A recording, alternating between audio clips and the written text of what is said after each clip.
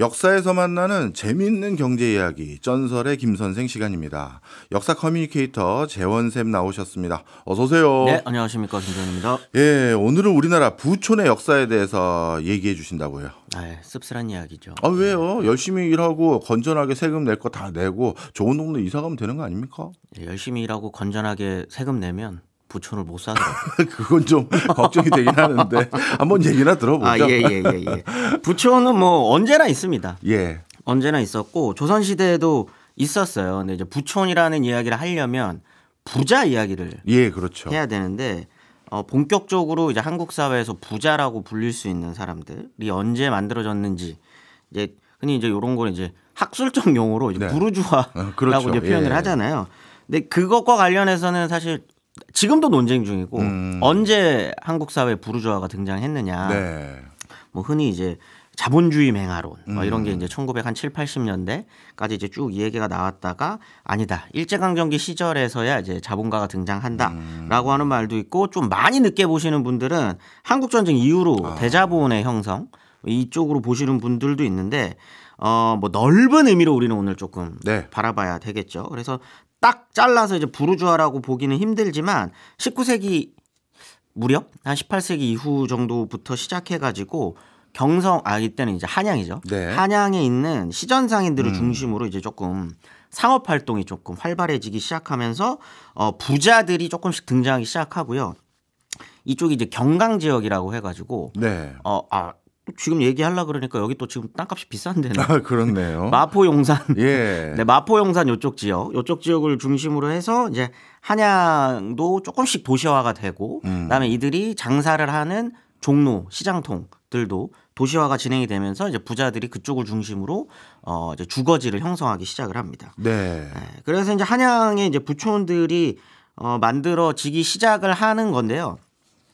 요건 이제 조금 넓은 의미로 부르주아라는 거를 이제 이야기를 했을 때 네. 부촌인 거고 사실 그 전에도 있어요. 그 전에는 언제 있었나요? 조선시대 내내 부촌은 있습니다. 예. 조선시대의 땅값, 그 한양의 주택 가격이랄까 예. 요걸 보면 천천히 우상향. 단 한 번도 떨어진 적이 한 번 떨어진 적이 있죠. 그때가 이제 임진왜란 병자호란 정도. 그땐 당연히 떨어지겠죠. 네. 그때를 빼놓고는 계속 우상향을 한다고 생각하시면 될 것 같아요. 예. 그 한양이 이제 시작부터 집이 계속 부족하기 때문입니다. 그거는. 네. 이제 처음에 이제 조선이 만들어지고 한양으로 천도를 한 다음에는 그 집을 처음에는 나눠줘요.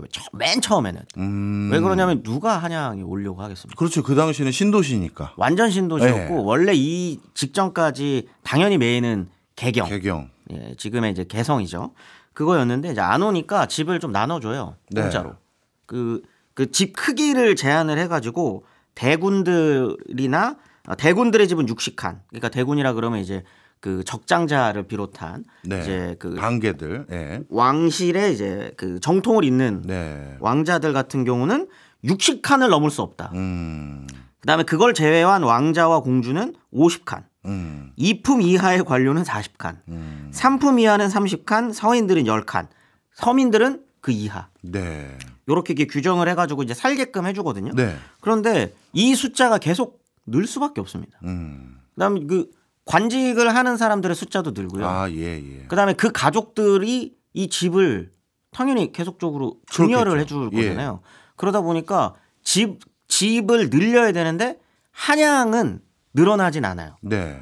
왜냐하면 한양이 지금처럼 그린벨트 같은 게 있어요. 어디가 되죠? 그 당시는? 지금이랑 똑같습니다. 그러니까 한양이 지금 이제 한양이라 그러면 사대문 안에 동대문 약간 포함하는 그쪽 네. 지역 정도가 이제 한양이라고 한다면 그 외곽은 그 아예 경작도 못하게 하고요. 집도 못 짓게 네. 하고 뭐 일종의 왕실의 사냥터로 쓰기도 하고 그 다음에 이제 거기에다가 이제 나무 땔감 이런 것도 이제 해야 되고 하니까 예. 거기에다가는 아무것도 못하게 막아놓거든요. 그런데 사람은 늘고 이러니까 당연히 우상향을 이제 할 수밖에 없었던 거죠.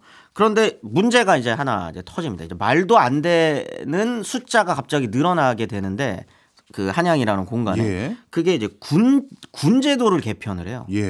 군제도 개편이 왜 중요하냐면 군제도가 이전에는 옛날에는 그 임진왜란과 병자호란 이전에는 군이 그냥 농사짓던 분들 갑자기 이제 전쟁 나거나 이렇게 비상 상황이 오면 이제 군으로 이제 흡수가 돼가지고 이렇게 바뀌는 이제 그런 시기였잖아요. 예. 근데 이때는 상비군을 많이 두기 시작해요. 예. 그런데 이제 상비군이 늘어나는데 핵심되는 지역은 당연히 방어에 핵심되는 구역은 한양이잖아요. 예. 그러니까 이 지역의 군인의 숫자가 갑자기 늘어납니다. 근데 어느 정도냐면 한성부 전체 인구의 10%가 군인이에요.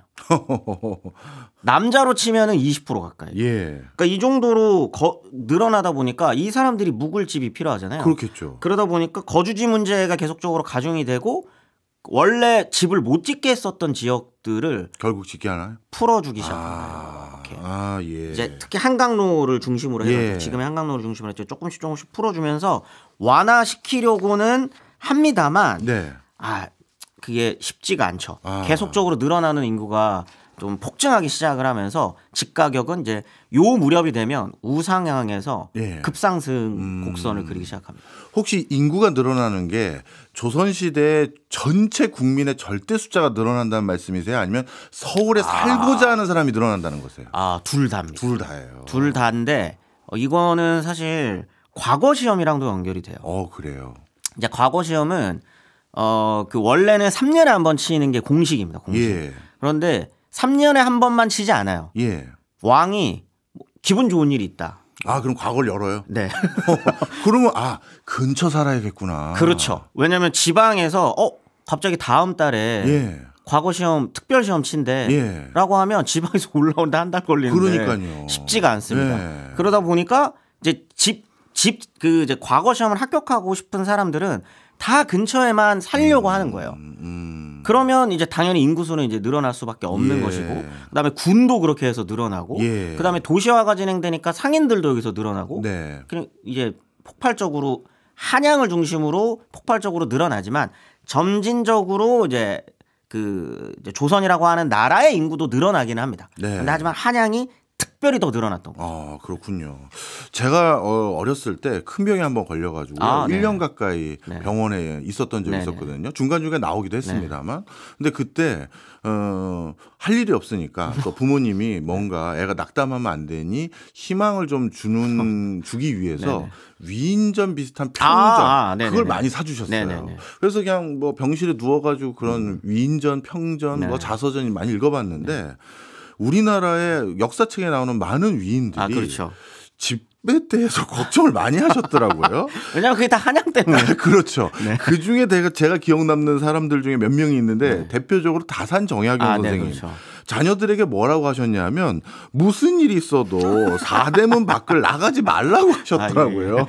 이분이 이렇게 얘기했었던 건 이제 본인이 이제 지역 살면서 고생을 많이 하셨고 그것도 있지만 너무 눈에 보이잖아요. 그렇죠. 한양 가까이에 살았었던 사람들이 누리는 특혜나 이건 명확히 특혜입니다.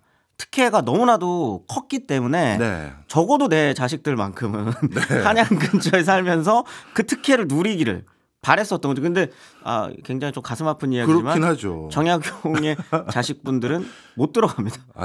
돈이 없어서 이제. 네, 결국은 못 들어갔습니다. 결국 못 들어갔고, 뭐 태계 유황도 새빵살이 했어요. 네. 유명한 그 조선시대 그 흔히 위인이라고 불리는 사람 중에 그렇게 부잣집들이 많지는 않아요. 근데 한 분 계시죠. 그래요? 이 선생 같은 경우에는 이제 어머니 쪽 가게가 워낙 좋았기 때문에 강릉 지금도 있잖아요. 거기 가면은 집 엄청 크게 잘 되어 있거든요. 그래서 한양에 집 사는 게 그렇게 큰 무리는 아니었답니다. 네, 그 정도를 제외하고는 다 새빵살이하면서 과거 시험 준비했던 분들. 도대체 그 당시 한양의 그 한 칸 평당 가격 뭐 이런 거 있습니까? 한 칸의 평당 가격이 나와는 있어요.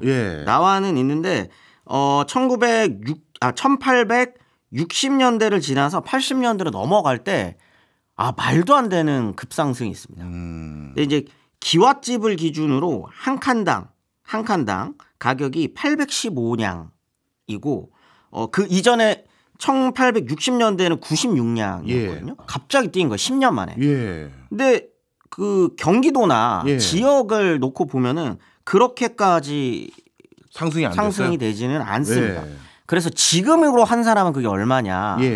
이게 사실은 계산하기가 경제학을 전공하셨으니까 잘 아시겠지만 당시 중요한 물건과 예. 지금 중요한 물건도 다르고. 그렇죠. 집만 놓고 딱 가격을 비교했을 때 뭐 서울에서 가장 비싼 집과 청담동의 집을 비교한다? 이것도 사실 조금 무리가 있거든요. 예. 그래서 이게 지금 가격으로 어느 정도인지는 그 격차가 굉장히 커요. 계산하기 힘들어요. 계산을 하기가 일단 이때 당시 만약 쌀을 기준으로 계산을 한다라고 하면 한 냥의 가치가 한 10만 원 정도거든요. 예. 그런데 노동력을 또 기준으로 한다라고 네. 하면 한 100만 원까지도 올라와요. 그러면 요게 기와집 한 채를 그러면 서울에서 비싼 기와집 네. 한 채를 얼마 정도로 계산하느냐?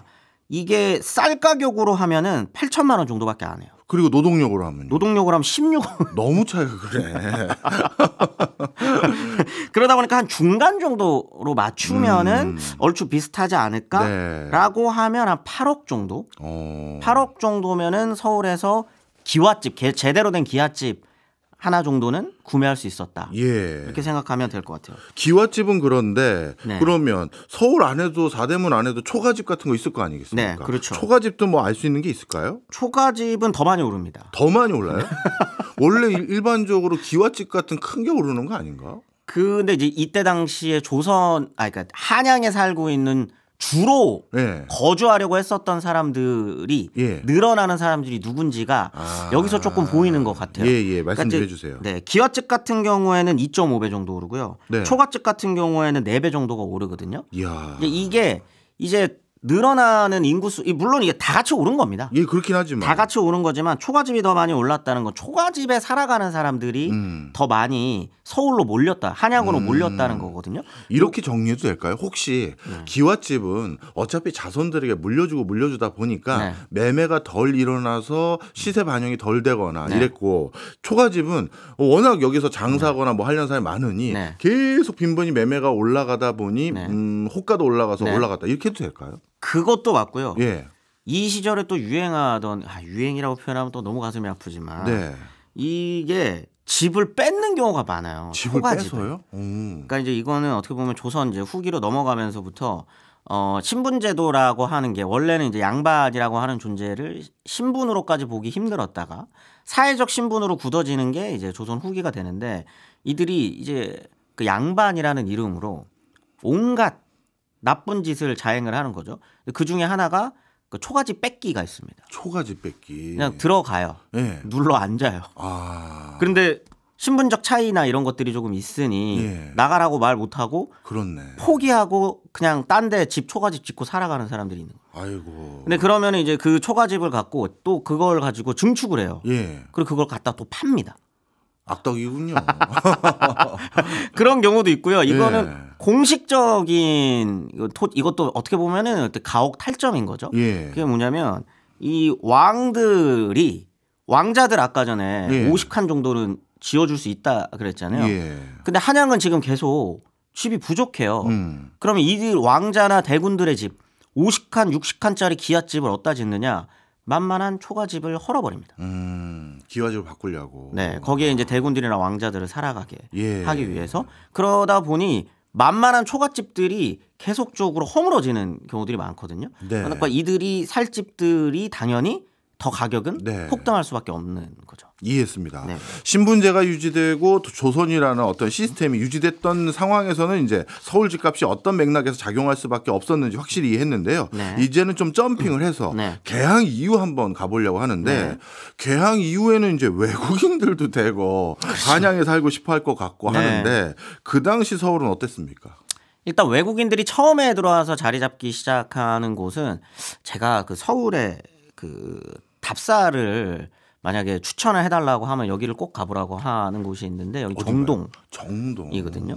정동에 외국인들이 주로 거주를 하게 돼요. 네. 근데 여기 같은 경우에는 예전에는 그렇게까지 막 그 부잣집들이 사는 동네는 아니었습니다. 네. 그런데 여기 나중에 이제 대한제국이 만들어지고 하는 과정에서 이 공간이 이제 정궁이 되잖아요. 덕수궁이. 네. 그러면서 이 근처에 외국인 뭐 공사관들이나 이런 지금 다 보면 남아 있어요. 있죠. 영국 공사관, 미국 공사관, 러시아 공사관, 프랑스, 독일 다 이쪽 지역에 초기에 들어오거든요. 예. 그러다 보니까 여기 중심에 이 외국인 공사관들이 들어서고 그 옆에 이들을 위한 교회들이 생기고 예. 학교가 생기고 이들에게 판매를 해야 되는 물건들을 판매를 하는 어떤 또 장이 서게 되고 건물들이 서게 되고 근대식 건물들이 서게 되다 보니까 이 지역이 굉장히 독특한 외관을 이렇게 형성을 하기 시작하면서 여기 딱 들어가면 뭔가 이때는 근대는 욕망이거든요. 예. 근대라고 하는 욕망을 사람들이 쫓아가는 초기의 시기이기 때문에 거기에 살기를 욕망하는 거죠. 그다음에 어떤 내가 좀 잘 나가는 부잣집이나 잘 나가는 고위 관료예요. 그러면 나도 그런 집에서 살고 싶거든요. 예. 그러면 이제 거기에 들어와서 살기 시작하고 그러면서 여기가 초기에 부촌을 형성을 하게 되는 겁니다. 예.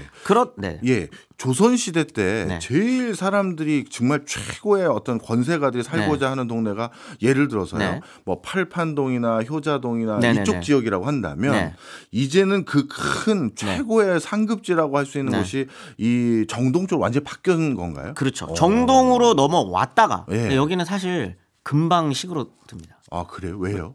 왜냐면 대한제국이 망하잖아요. 망하니까. 대한제국이 망하고 난 다음에 그럼 핵심 지역으로 가는 곳이 어디냐라고 하면 남산 아랫자락이 되는 건데 그건 당연히 일본인들이 주로 살던 공간이 되는 거죠.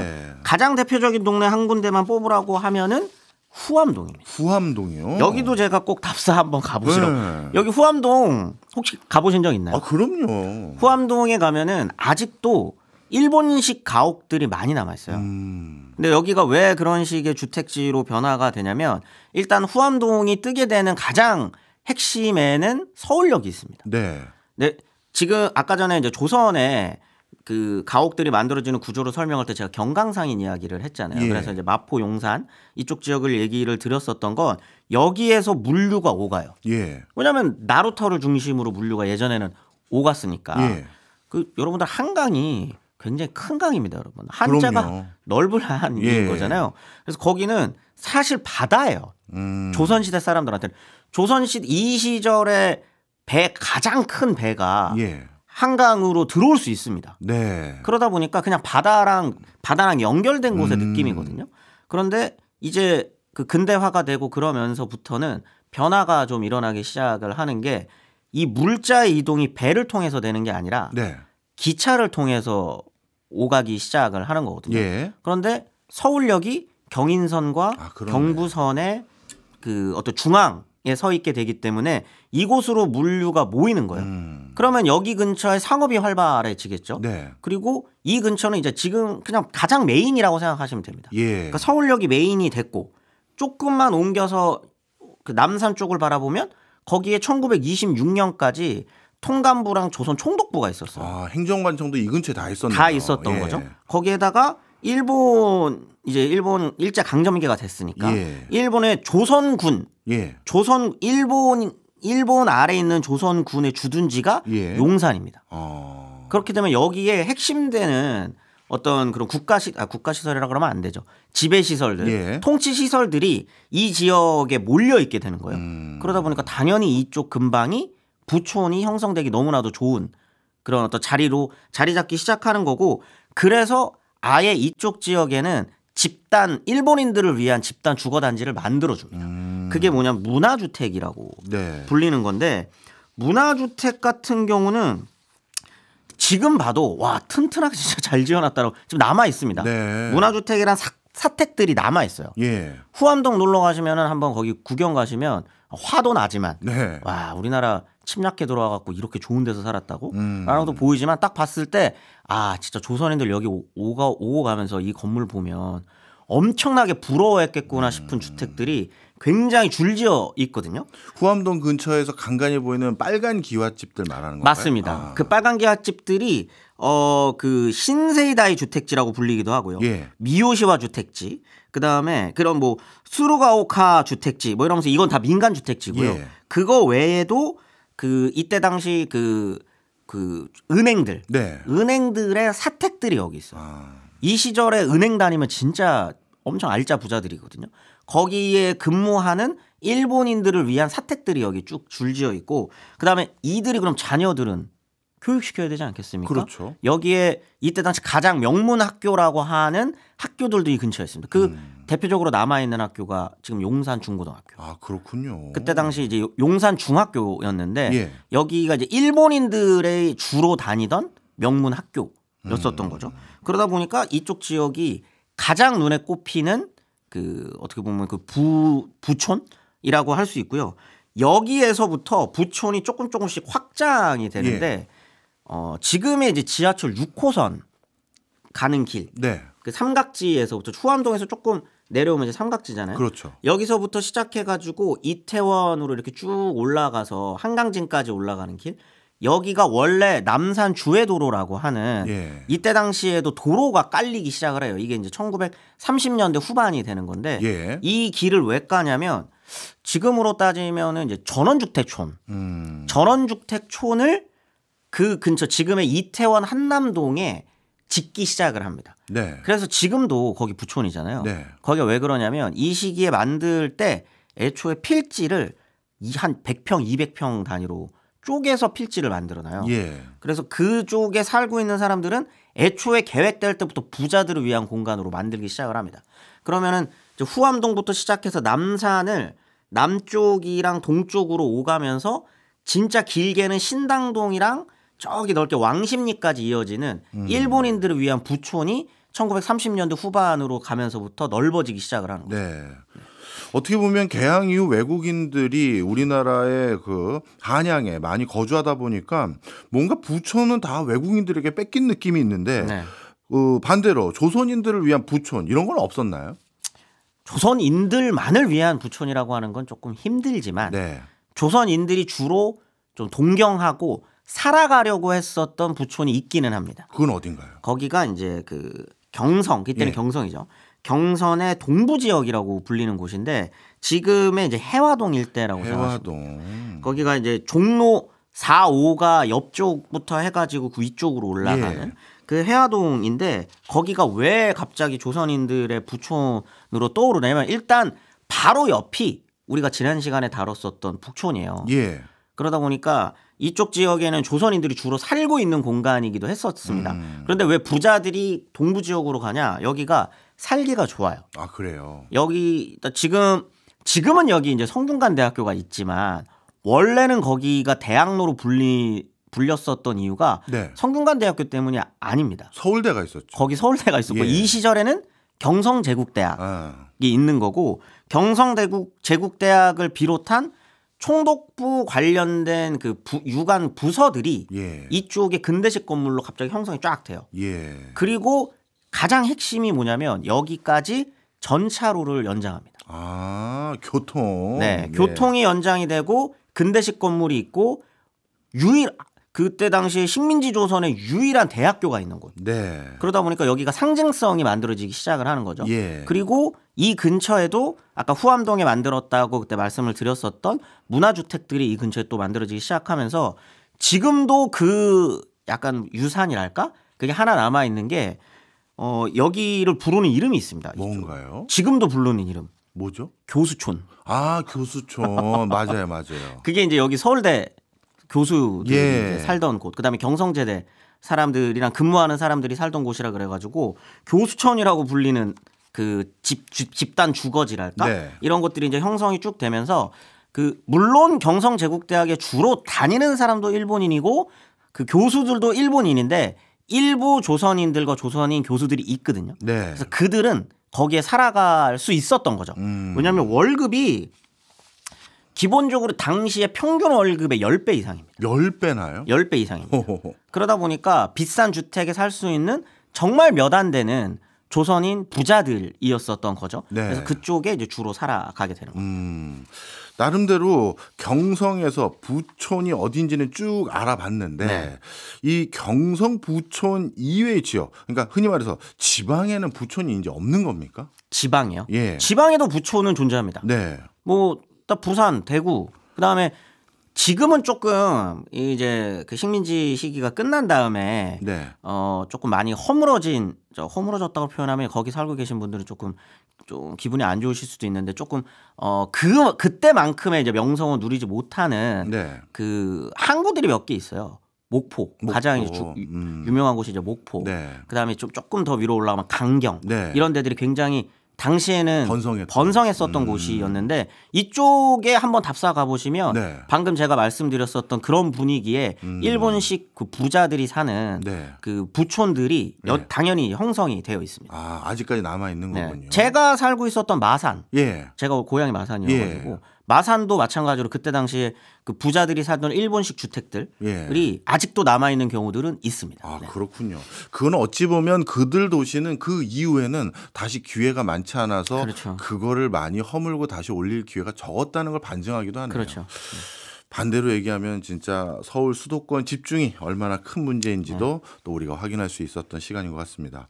항상 준비를 엄청나게 해오셔서 저는 말씀 들으면서 또는 원고 보면서 야 이것도 말씀해 주시면 좋겠다 했는데 늘 시간이 부족해서 너무 죄송합니다. 아닙니다. 네. 아닙니다. 다음에 또 해주실 거죠? 그럼요. 지금까지 재원쌤이었습니다. 오늘도 고맙습니다. 네, 감사합니다.